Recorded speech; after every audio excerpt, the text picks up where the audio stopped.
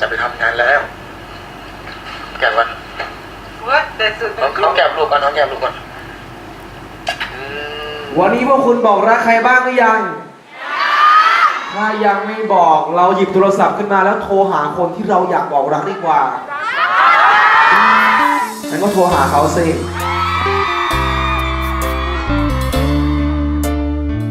ขอฝากความรัก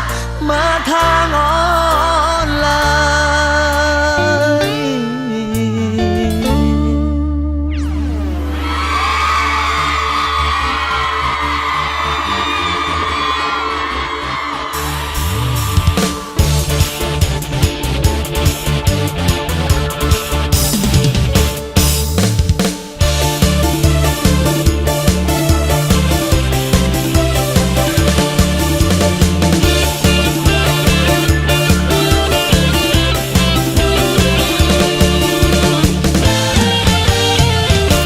โสดหลายปีใจดวงนี้ก็ยังไม่มีใคร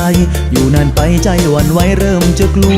วตั้งแต่วันแรกเจอใจก็เริ่มรู้ตัวว่าเป็นเธอแน่ชัวร์คือเนื้อคู่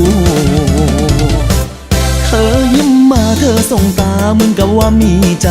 อยากจะสื่ออะไรให้ได้รู้อยากเข้าไปหาเธอใจก็ยังไม่สู้อยากจะลองถามดูก็ไม่กล้าตัดสินใจเดินเข้าไปขอไลน์ทันทีหากมีเฟซไอจีก็ให้มาขอบคุณเธอด้วยนะเจอกันคืนนี้สื่อความรักมาทางออนไลน์ฝากหัวใจเก็บเอาไว้ให้คนดีส่งทางเฟซทางไลน์ทั้งไอจีฝากหัวใจของพี่เก็บเอาไว้อยากให้รู้ว่าฉันรักเธอ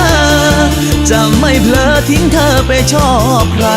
จึงสื่อรักมาทางโลกออนไลน์ช่วยเปิดใจรับฉันไว้ได้ไหมเธอ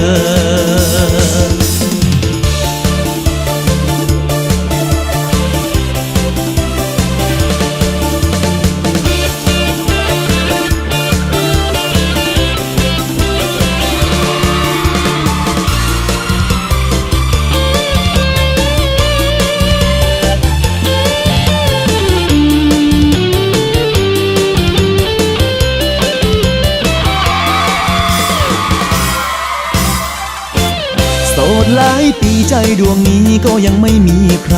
อยู่นานไปใจหวั่นไหวเริ่มจะกลัวตั้งแต่วันแรกเจอใจก็เริ่มรู้ตัวว่าเป็นเธอแน่ชัวร์คือเนื้อคู่เธอยิ้มมาเธอส่งตาเหมือนกับว่ามีใจอยากจะสื่ออะไรให้ได้รู้อยากเข้าไปหาเธอใจก็ยังไม่สู้อยากจะลองถามดูก็ไม่กล้าตัดสินใจเดินเข้าไปขอไลน์ทันทีหากมีเฟซไอจีก็ให้มาขอบคุณเธอด้วยนะเจอกันคืนนี้สื่อความรักมาทางออนไลน์ฝากหัวใจเก็บเอาไว้ให้คนดีส่งทางเฟซทางไลน์ทั้งไอจีฝากหัวใจของพี่เก็บเอาไว้อยากให้รู้ว่าฉันรักเธอจะไม่เผลอทิ้งเธอไปชอบใครจึงสื่อรักมาทางโลกออนไลน์ช่วยเปิดใจสื่อความรักมาทางออนไลน์ฝากหัวใจเก็บเอาไว้ให้คนดีส่งทางเฟซทางไลน์ทั้งไอจีฝากหัวใจของพี่เก็บเอาไว้อยากให้รู้ว่าฉันรักเธอจะไม่เผลอทิ้งเธอไปชอบใครจึงสื่อรักมาทางโลกออนไลน์ช่วยเปิดใจรับฉันไว้ได้ไหมเธอช่วยเปิดใจรับฉันไว้สักคน